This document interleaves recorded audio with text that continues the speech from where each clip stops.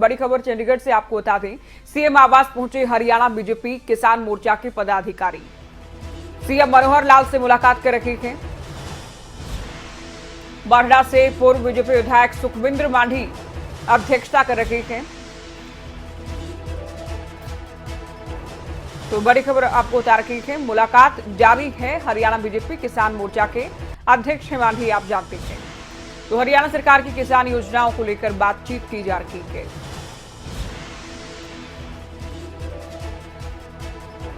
तो मांझी की अगुवाई में सीएम आवास पहुंचे हैं किसान मोर्चा के पदाधिकारी। एक दो और लेख मैं करूंगा, फिर आपसे पूछूंगा। जैसे हमने ध्यान में किया, जब 2014 से पहले, क्योंकि स्वयं भी खेती का अभ्यास है, पिताजी खेती करते थे, हम उनका हाथ बटाते थे, गांव में जाते थे तो सारे लोग साथ बैठते थे, वो समस्या हमको बताते थे कि ये कठिनाइयां हैं। कोई किसान की संभाल नहीं होती थी, बल्कि कुछ किसान ऐसे हैं जो सरकारी योजनाओं का लाभ आगे बढ़ के ले जाते हैं। सब किसानों को जिनको लाभ मिलना चाहिए, जो पात्र हैं, उनको मिलता नहीं है। और किसान का नहीं पता लगता था ये छोटा किसान है कि मध्यम बिचला किसान है कि बड़ा किसान है, या इसकी किसानी कैसी है, ये प्रगतिशील है या पिछड़ा हुआ रह गया, इसकी आमदन कितनी है, इसको जरूरत किस चीज की है।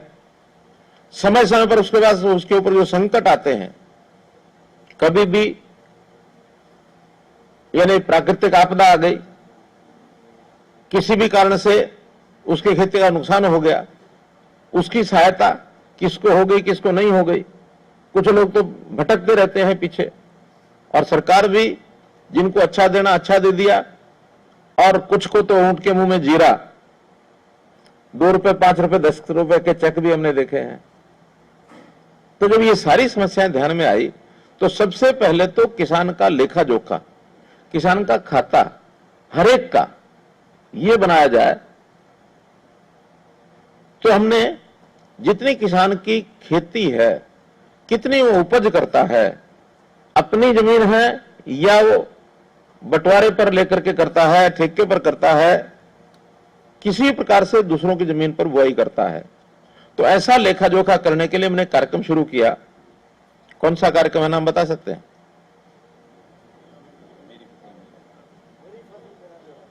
ध्यान में आ गया ना? मेरी फसल मेरा ब्यौरा। 2 साल पहले तक, जब हमने 3 साल पहले शुरू किया, तो पहले साल में तो बहुत से लोग इसका विरोध भी करते थे। विरोध के लिए करते थे, उनको पता ही नहीं था क्या होना क्या नहीं होना। जैसे आज ये कृषि कानून का जो विरोध है, कुछ नहीं पता किसी को इसका होना क्या है, कितना फायदा है, कितना नुकसान है। लेकिन समाज में एक वर्ग ऐसा है जो कभी भी एस्टेब्लिशमेंट के खिलाफ विरोध के लिए विरोध करना है कि इन्होंने जो कुछ करना है हमने उसका उल्टा करना है या उसका विरोध करना है। तो इसलिए उन्होंने विरोध किया। धीरे धीरे हमने थोड़ा सख्ती भी की, थोड़ा उस हिसाब से कंडीशंस भी लगाई। अब लोग भरने लग गए हैं। वही लोग जो कल को गलत कहते थे, आज वो कहते हैं जी पोर्टल फिर खोल दो। हमने पोर्टल में अपनी जमीन नहीं चढ़ाई, खोल दो। आज विरोध नहीं है। आज तो किसी कारणों से वो नहीं चढ़ा पाता, मानो कोई नेट की गड़बड़ हो गई, इंटरनेट के कारण से नहीं चढ़ा पाया या गलत चढ़ गई, उसको ठीक करने के लिए, क्योंकि गलत का खेल भी खूब चलता था। बोया हुआ ईख है और लिखवा दिया गेहूं, बोया हुआ गेहूं है, लिखवा दिया कुछ और। तो इस प्रकार से इन गलतियों के कारण से उसको बैंक में भी कठिनाई आती थी, मुआवजा लेना पड़े तो कठिनाई आती थी, मंडी बेचना जाए तो कठिनाई आती थी। तुमने एक बहुत बड़ा क्रांतिकारी कदम उठाया, मेरी फसल मेरा ब्यौरा। और ये अब दूसरे प्रदेश भी इसकी नकल करने लग गए हैं। हमने जितनी नई योजनाएं चलाई इस प्रदेश में, 1-2 साल के बाद दूसरे प्रदेश आ जाते हैं। ये आपने कैसे किया हमको बताओ। चाहे हमारी ट्रांसफर पॉलिसी है, चाहे हमारी मेरिट के ऊपर नियुक्तियां हैं, मेरी फसल मेरा ब्यौरा है। और अभी तो गुजरात की टीम आई हुई है, पिछले दिनों आई, वो कहने लगी जी हरियाणा के लोग इतने मेडल कैसे लेके आते हैं, हम समझ लेना चाहते हैं। अब वो आ गए। तो इसलिए हमारी इन उपलब्धियों के ऊपर केंद्र सरकार का भी एक अच्छा उनके ऊपर प्रभाव है। दूसरे प्रदेशों पर भी प्रभाव है। तो हमने मेरी फसल मेरा ब्यौरा ये तय किया। साथ ही एक चीज और कर रहे हैं कि जमीन का जो डॉक्यूमेंटेशन है, उसका जो रेवेन्यू रिकॉर्ड है, उसको भी ड्रोन से मैपिंग करके कि कौन सी जमीन किसकी है, झगड़े में किस किस की पड़ी है। और फिर ऐसी जमीनें भी हैं जो बाप दादा लाई पुराने नाम चल रहे हैं और उनके आगे बेटे का बेटा, उसका बहू, उसकी भतीजी, उसका भाई, उनके सबके इकट्ठे हिस्से लिखे हुए हैं। 1/3605 इसका, 1/1820 इसका, 1/3502 उसका। अब समझ नहीं आता कि इसको 3502 टुकड़े करेंगे कैसे इसके।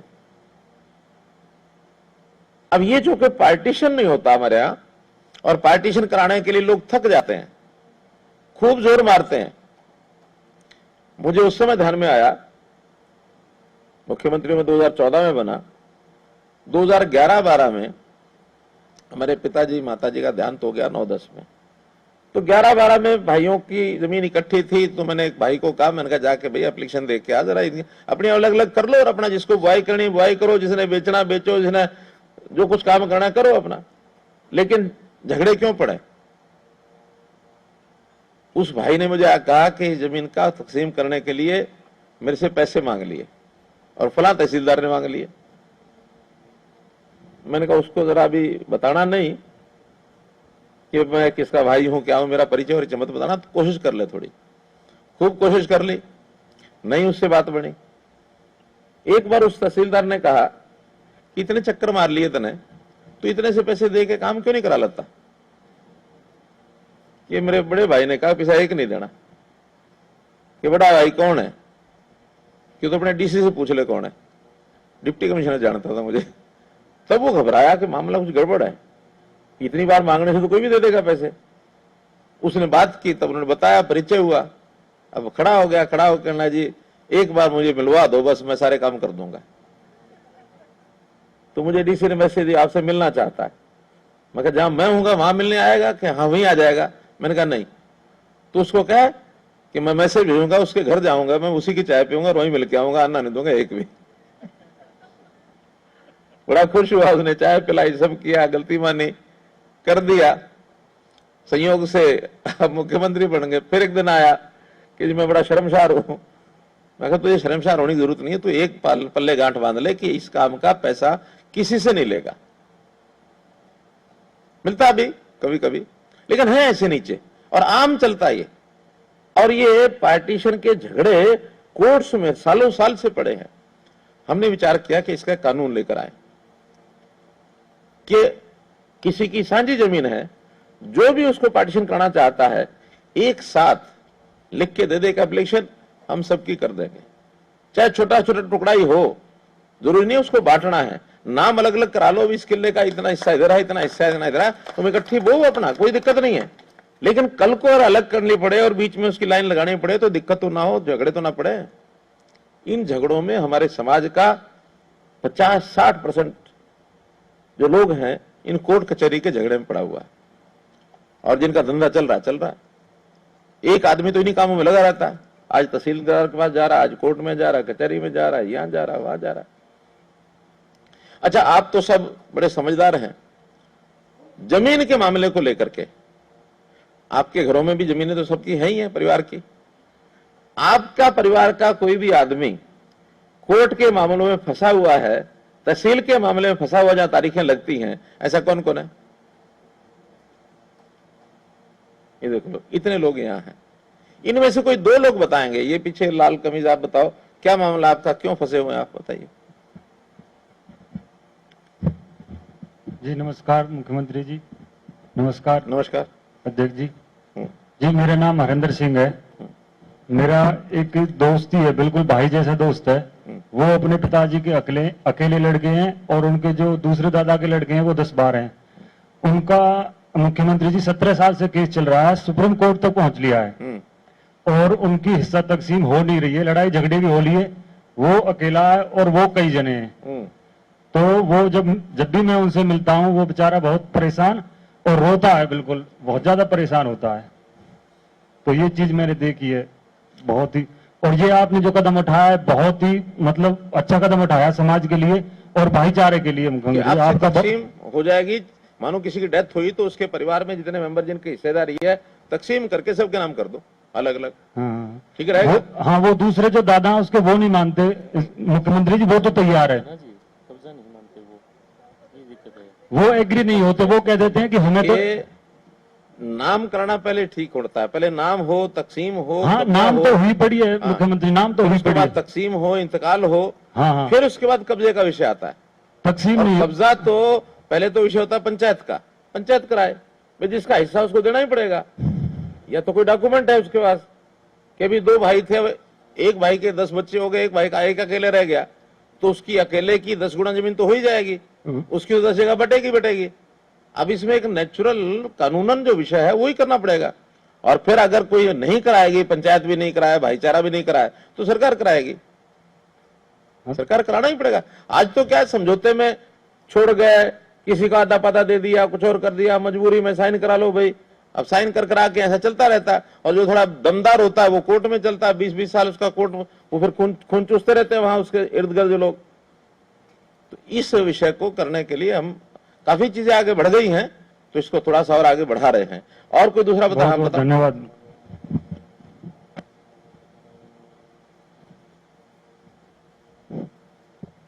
नमस्कार मुख्यमंत्री महोदय, मैं गांव संडवा से हूँ जी, तहसील तोशाम, जिला भिवानी से। सर, हमारे गांव में एक मुख्य समस्या है, जो ये मुर्राबंदी न होने के कारण, उसके कारण लोगों के आपसी झगड़े बढ़े हुए हैं। आप क्या तकसीम वो नहीं, कंसोलिडेशन नहीं हुई है? नहीं, हाँ, तो खुद हमारे घर में ये एक ऐसा मामला था, जिस रास्ते से हम खेत में से जाते हैं, वो जो आगे जो खेत लगता है उसका वो जाने नहीं देते हैं, और उसके विवाद के कारण छिटपुट घटनाएं, मैं मेरी खुद की बता रहा हूँ, और अन्य लोगों के साथ भी होती रहती है। मुर्राबंदी न होने के कारण ये एक सालों की समस्या बनी हुई है। सर, दूसरा बात, हरियाणा में तकरीबन मुरब्बाबंदी हो चुकी है, केवल 60-65 गांव ऐसे हैं जिसमें ज्यादातर भिवानी जिले में है, भिवानी और दादरी के उसमें 45-50 होंगे। इन दोनों जिलों की मुरब्बाबंदी में काफी देर हुई, झगड़े हुए, मान नहीं रहे लोग, फिर भी हमने आने के बाद कोई 25 के आसपास गांव में हमने इन 7 सालों में मुरब्बाबंदी कराई है।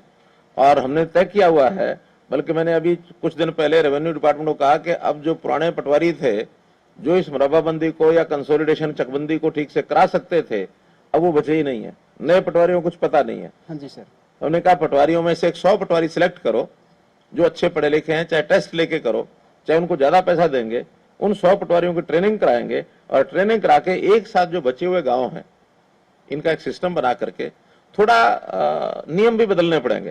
पहले नियम क्या थे कि जिस खेत में कुई लगी है उसका पैसा ज्यादा, चाय का पैसा ज्यादा, बनाने का कम, सड़क किनारे कम। अब उल्टा हो गया कि सड़क किनारे की जमीन वो महंगी हो गई। हाँ जी, अब बहुत झगड़े तो इसका नहीं है कि उनका जो वैल्यू लगती है, ये 4 आने की है, 6 आने की है, 8 आने की है, उस पर सहमति नहीं बनती। उस नियम को थोड़ा बदलेंगे, बदल करके आम लोगों की सहमति बने। आज की जो कीमत है उस हिसाब से कर लेंगे। आज जो महंगी है महंगी रखेंगे, सस्ती है सस्ती रखेंगे। उसकी कीमत का वैल्यूएशन का सिस्टम नया बनाना पड़ेगा। हरदीप सिंह जी, ये विषय आगे बढ़ाना है कि हमको ये कंसोलिडेशन के विषय में वैल्यूएशन का सिस्टम, इसको पुराने वाले को छोड़ के नया एक्ट बनाना पड़ेगा कोई, या जो पहले का एक्ट है उसमें चेंज करना पड़ेगा, फिर ये आसानी से चकबंदी हो जाएगी। सर, गांव संडवा की तरफ थोड़ा बहुत भी केसीसी भी नहीं बढ़ने सर हमारे। नहीं, वो तो यही कारण है ना, अगर एक बार चकबंदी हो जाए और उसका किलाबंदी हो जाए और ठीक से नाम हो जाए तो केसीसी तब बनेंगे, उसके बिना तो बनाएंगे। रेवेन्यू रिकॉर्ड या बैंक वाले भी साफ साफ जमीन हो तो उसका ही बनाएंगे, झगड़े वाली को बनाएंगे नहीं वो। ठीक, थैंक यू सर। हाँ, चलिए, ये नीली कमीज, बस एक ये बोलेंगे इस विषय पर, फिर विषय बदलेंगे। हाँ, माननीय मुख्यमंत्री जी नमस्कार। मेरा सौभाग्य है कि मैं हरियाणा व्यापार कल्याण बोर्ड में भी काम किया, आपका आशीर्वाद मुझे प्राप्त होता रहा है। मुख्यमंत्री जी, हमारा गांव पट्टी कल्याणा गांव से बना हुआ है सर, हल्दाना गांव जी। उसी में पट्टी और कल्याणा भी 2 गांव गिने जाते हैं, है ज्वाइंट जी। उसी में से चौथा गांव बना है गढ़ी त्याज्ञान जी। मान्यवर, जो जमीन 772 बीघे के करीब पट्टी कल्याणा का टोटल रकबा माना जाता है, उसमें से गढ़ी को चौथा हिस्सा मिला है जी, बाकी पट्टी और कल्याणा के पास में है। लेकिन हल्दाना जब स्टार्ट में 1959 में पंचायत अलग हुई तो उसे कोई हिस्सेदारी नहीं दी गई जी। 13 एकड़ जमीन है, उसमें से भी आधे से ज्यादा खराब होगी सर। इस विषय में कुछ प्रकाश डालें सर थोड़ा। खराब किस चीज से खराब हुई? पट्टी कलियाना से चौथा हिस्सा स्टार्ट में पहली पंचायत हल्दाना की बनी थी सर 1959 में सर। तो हल्दाना का अलग हुआ तो उसको रकबा नहीं मिला उसके हिस्से का जी। रकबा मिला है तो पट्टी और कलियाना आधे में 2 है जी। चौथा हिस्सा हमारे बाद में गढ़ी त्याज्ञान पंचायत बनी, उसको चौथा हिस्सा मिल गया। हल्दाना अब भी अछूता है जिस चीज से, उनको रकबा नहीं मिला है। ऐसा ना, उसका जब एक गांव से 2 गांव बनते हैं, 2 पंचायतें बनती हैं, उसकी जो रेवेन्यू स्टेट होती है वो तो एक ही होती है जी। उस एक रेवेन्यू स्टेट में 2 पंचायतें बन जाती हैं जी। तो 2 पंचायतें बनने के बाद जरूरी नहीं है कि पंचायती जमीन उसी हिसाब से सबको बांट के दी जाए, क्योंकि जो पंचायती जमीन के ऊपर जितने सार्वजनिक काम होते हैं वो पूरे गांव के लिए होते हैं। गांव बड़ा हो जाता है इसलिए 2 पंचायतें बन जाती हैं। मान लो कोई पंचायती जमीन में स्कूल बनाना है, अस्पताल बनाना है, अब वो एक पंचायत का नहीं होता, वो एक गांव का होता है।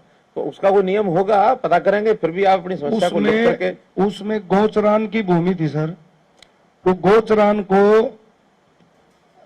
दोबारा से जब चकबंदी के बाद में करा गया तो गुजरान पाना करके कुछ परिवारों ने आज भी उसमें जबरन उगाई के मैं कह रहा हूँ ये रेवेन्यू का काम है, आप लिख करके एक बार पहुंचा दें।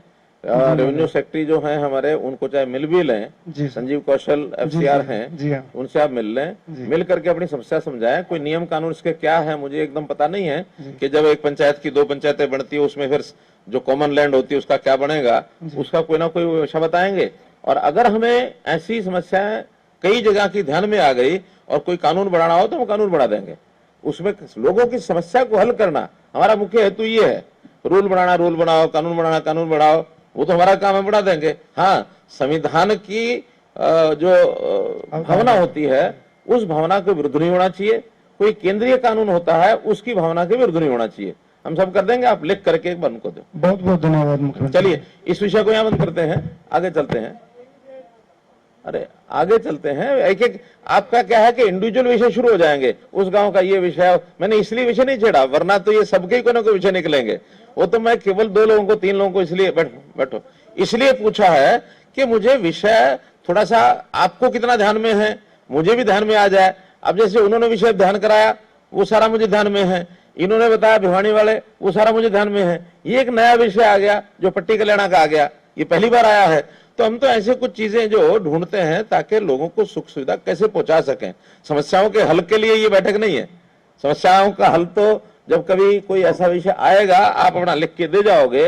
हमारे कृषि विभाग, कृषि मंत्री हैं, प्रदेश अध्यक्ष किसान मोर्चा हैं, या CM ऑफिस में पहुंचाओगे तो हम भी उन्हीं के माध्यम से वो सारी चीज कराएंगे। अपनी व्यक्तिगत समस्याओं को अलग रखो। केवल ये तो एक सुझावात्मक मोर्चे की संगठनात्मक बैठक है कि इन विषयों का विचार करते हैं। अब जैसे मैंने 2 विषय छेड़े, अभी मेरे पास 15 विषय और हैं। अगर एक ही विषय पर चलते रहे तो फिर तो 3 दिन 4 घंटे लग जाएंगे। अब जैसे हमने कीमत नहीं मिलती पूरी, और जो आज एक विवाद बना हुआ है हरियाणा और पंजाब में, उस विवाद के बारे में भी आपको पूरा आज अध्ययन करना चाहिए। यहां इतना विषय नहीं कि सारी बातें बताई जा सकती हैं, लेकिन तीनों कानूनों को ठीक से अध्ययन करना ये हमारा काम है। कौन कौन है जिन्होंने 3 कानूनों को पूरा अध्ययन किया, पढ़े हैं सारे? बहुत कम है। इस पर तो सबका हाथ खड़ा होना चाहिए। आखिर हम किसान नेता हैं, किसान नेता है तो इनकी जानकारी हमें मिलनी चाहिए, और उसका विरोध क्या जो कर रहे हैं उनकी जानकारी भी होनी चाहिए। एक बहस का ये मुद्दा ये किसान वर्ग में बनना चाहिए, क्योंकि हमारा मानना ही है कि जो विरोध कर रहे हैं उनको इन कानूनों से इसका क्या लाभ होगा, क्या हानि होगी, इसका कोई सरोकार नहीं है। केवल राजनीतिक तौर पर सरकार के विरोध में, क्योंकि उनको ये पता है चाहे केंद्र सरकार में नरेंद्र मोदी जी मुख्य प्रधानमंत्री हो और चाहे हरियाणा में हम मुख्यमंत्री, अपनी बीजेपी की सरकार चल रही है, अब साझा सरकार चल रही है, हम जैसे जैसे काम आगे कर रहे हैं कुछ पॉलिटिकल पार्टियों के पैर लड़खड़ाए हुए हैं कि अगर हम कोई मुद्दा ढूंढ करके और उसमें जनता में भड़काएंगे नहीं जनता को, तो लोग हमारे साथ कैसे लगेंगे। तो उन्होंने एक ये मुद्दा छांट लिया और इस चीज का विरोध करना है। उसमें चाहे कांग्रेस के लोग हों चाहे वामपंथी हो, शुरुआत तो की गई है वामपंथियों द्वारा। अब चूंकि वामपंथियों का नेतृत्व इतना तो है नहीं कि वे जनता में सरकार बना लेंगे। अब इसमें तवे पर रोटियां सेकना चाहती है कांग्रेस कि भाई इसको भड़का दो, समर्थन, आंदोलन को समर्थन, ये समर्थन, वो समर्थन, और बीच बीच में वो सहायता भी करते हैं, उनके लोग भी भेजते हैं। लेकिन इसका सारे का अगर मुकाबला करना होगा तो भारतीय जनता पार्टी के इस किसान मोर्चा को करना होगा। इसमें जो एमएसपी की बात है, ये पहली सरकार है कि इतनी फसलों की एमएसपी घोषित की है। पहले तो करते ही नहीं थे, 3-4 फसलों की एमएसपी घोषित होती थी, बाकी तो होती नहीं थी। धान की हो गई, गेहूं की हो गई और गन्ने की हो गई, ज्यादा बाद में सरसों कपास ये जुड़ गई थी, और कोई की थी? न कभी ज्वार की, न बाजरे की, न मक्के की, न दालों की, कभी एमएसपी घोषित नहीं की। एमएसपी पर कानून बनाओ। हमारा कहना है कि सन 66 में 65 में एक एमएसपी आया था, तो 65 से लेकर के 2014 तक आप कितनी बार सरकार में आए हो?